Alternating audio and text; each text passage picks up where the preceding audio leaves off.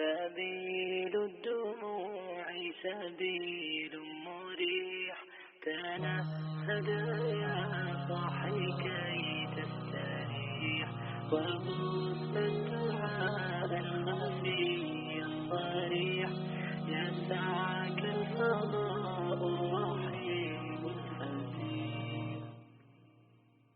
Masjid itu kalau nggak hidup jamaahnya, nggak hidup ngajinya, nggak hidup diniyahnya, otomatis desa itu pasti ada yang hidup itu lain.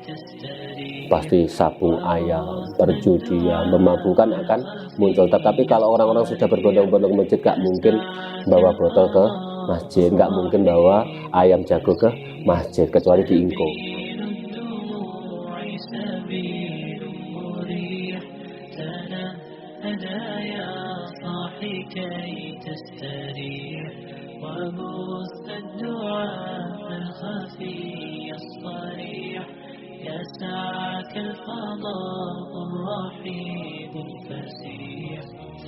Assalamualaikum warahmatullahi wabarakatuh.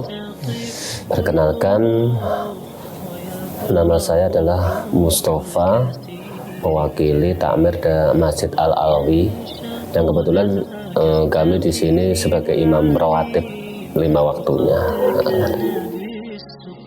Jadi dari awal mula pembangunan wujud wakaf daripada Masjid Al-Alwi ini, dulu itu warga menginginkan Gogorante itu punya masjid sentral untuk memudahkan akses Jumatan di wilayah desa Gogorante ini. Akhirnya sesepuh-sesepuh itu bermusyawarah, mau ditaruh di selatan sana, khawatirnya sini kejauhan ke sana, terus yang ditarik semua untuk yang nanti yang ke barat kejauhan. Akhirnya ditarik di tengah-tengah, dan yang sentral itu ada punggawa, maksudnya seperti Mbah Ihsan kan orang memang alumni Pondok Jampes Mbah Ihsan, Mas. Mbah Ihsan, terus menantunya sini juga dari alumni Ponpes Al Ihsan Jampes Mbah Ihsan. Itu sejarahnya itu. Dulu masjid ini memang nggak selebar dan seluas ini. Dulu hanya masjid kecil wakaf, terus diteruskan oleh putra-putra Mbah Yai Sahlan yang setelah beliau almarhum. Terus bagian rumah yang intinya itu warisan daripada putra-putranya itu beliau ngalah, yang namanya Pak Hilal itu ngalah, sehingga rumah yang depan itu ditambahkan untuk wakaf ke masjid. Akhirnya masjid itu tambah luas gitu. Dulu hanya kecil aja masjid itu.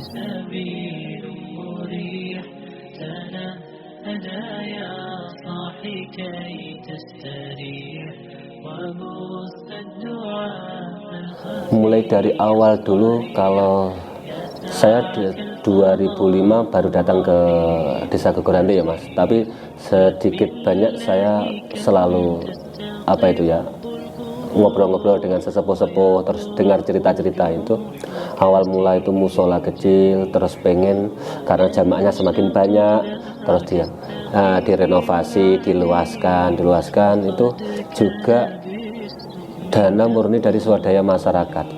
Jadi sumbangan dari masyarakat yang ingin punya masjid yang lebih bagus lagi. Dulu terus punya agak mentereng, tapi belum selebar itu, pengennya terus gantos takmir malih, pengen masjidnya seperti yang di sekitar kita Gogorante sudah wah gitu. Akhirnya kita juga terperanjat mengumpulkan orang-orang seluruh takmir dan masyarakat sekitar. Terus akhirnya 2014 itulah alhamdulillah nekat dengan dana 110 juta bisa terwujud masjid yang lumayan, alhamdulillah lumayan bagus lah ya Mas. Kalau dulu memang wacana awal itu karena biasanya takmir itu kan alumni pondok nggak begitu paham dengan bangunan. Awal mula itu ya kita, karena di lingkupan orang-orang Masjid Al-Alwi ini kan banyak orang pintar-pintar ya Mas, alhamdulillah. Jadi ada usul-usulan itu diterima. Sehingga waktu awal-awal dulu itu biasanya kalau musyawarah itu cuma cukup takmir aja. Terus ada kesepakatan, coba kita mengundang orang-orang sekitar masjid. Siapa tahu ada pendapat-pendapat yang mungkin di luar nalar kita, di luar pengetahuan kita, terus ada masukan yang cukup bagus untuk renovasi masjid. Alhamdulillah dengan asbab itu masjid ini ada orang usul harus, ya namanya renovasi masjid yang besar, seharusnya kita manggil arsitek yang paham dengan bangunan dan materialnya gitu. Nah, akhirnya alhamdulillah kita kesepakatan itu mencari arsitek. Alhamdulillah ketemu dengan namanya Pak Hari, rumahnya Tinalan yang dulu juga sering bangun masjid-masjid di wilayah Kediri juga gitu.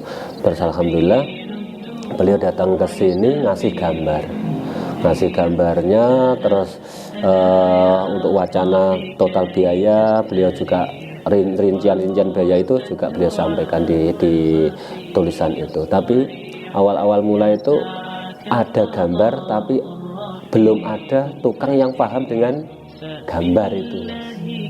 Jadi awal-awal mulai itu jadi tukangnya ganti 2 kali kalau nggak salah itu. Yang satu itu nggak begitu paham dengan gambar. Terus akhirnya kita ketemu dengan orang namanya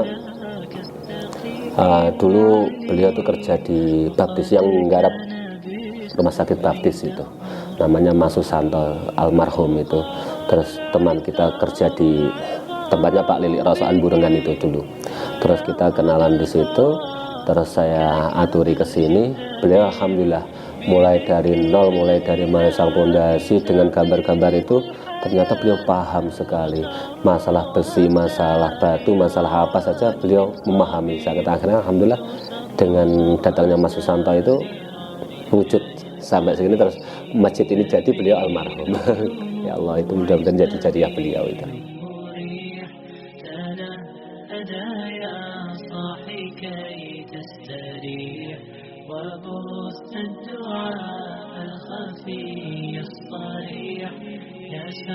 Alhamdulillah kalau masjid ini lumayan, kalau saya lihat di sekitar wilayah itu ya juga hidup madrasahnya, terutama dulu kalau Al-Quran untuk anak-anak itu madrasahnya anak-anak itu kita pakai metode Iqra. Kalau sekarang karena yang agak viral, agak tenar dan bisa buat berpacunya anak-anak untuk masalah Al-Quran supaya menjadi baik, menjadi menjenjang ke munakosa, bisa khataman dan bisa ketika tadarus Ramadan bisa didengarkan betul-betul dengan baik. Itu kita pakai metode Umi sekarang seperti di wilayah Kediri, di lembaga-lembaga seperti SD Rahmat, Azhamil Rahmat, terus Al-Huda itu juga pakai metode Umi sekarang yang itu. Terus kalau untuk bapak-bapak dan ibu-ibu, untuk orang tua khususnya di malam Sabtu kita ada pengajian rutin bersama Mbah Yai Saiful Islam Doko itu. Terus di malam Senin kita sama Pak Yai Obed nih, Pak Obedillah alumni Ilingin Agung itu setiap malam Senin ada pengajian ini. Jadi alhamdulillah termasuk hidup Mas, dan 5 waktu baik zuhur, asar, maghrib, isya di sini alhamdulillah walaupun belum terlalu banyak tapi alhamdulillah hidup azan 5 waktunya gitu.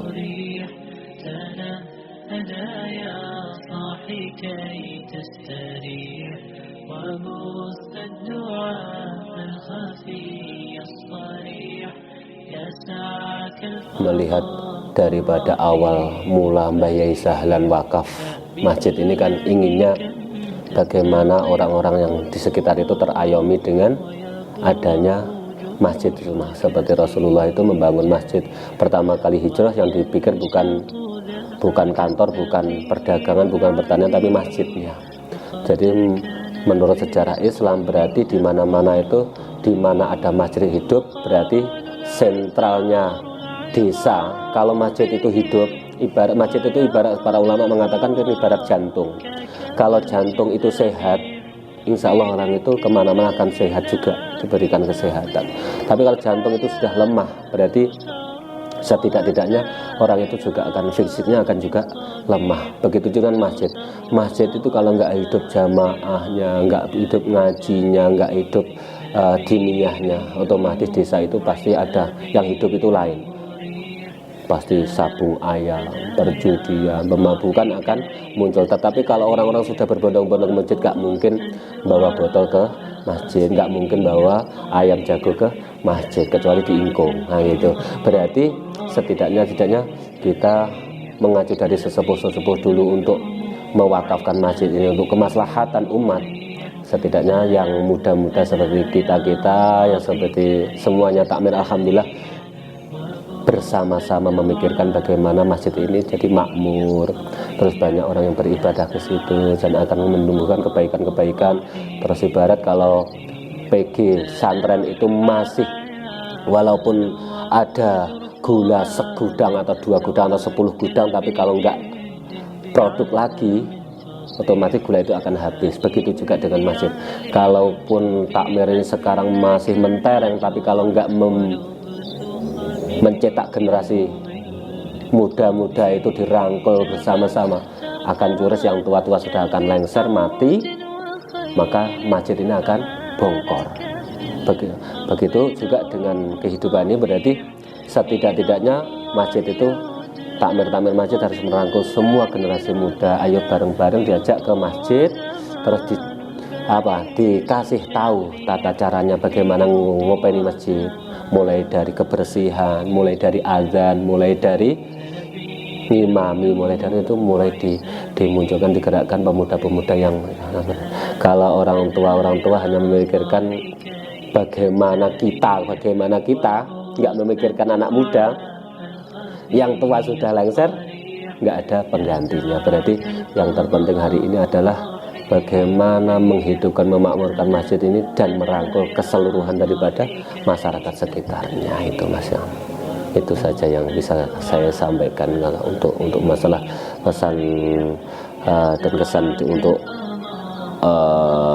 punggawa Masjid Al-Alwi itu.